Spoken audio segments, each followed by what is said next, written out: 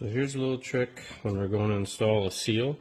There's a little tension spring on the inside of the seal lip. So sometimes if you don't have the proper installer, people are concerned about that spring popping off when you're installing it. You can just take some Vaseline and you can pack that seal with the Vaseline, and that'll hold the spring in place. And the Vaseline is a low temperature petroleum based lube, and as the engine oil just warms up, it'll melt and blend in with the rest of the oil, so it's not going to damage anything in the engine.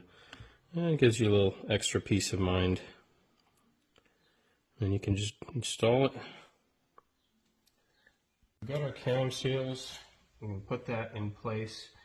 I'm just kind of stretching that inner lip around the camshaft, the end of the camshaft.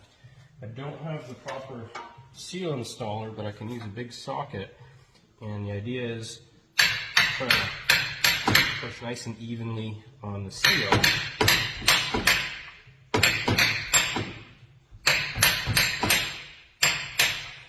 There you go, nice and square, flush to the front of that cylinder head. Just got to do it on the second one.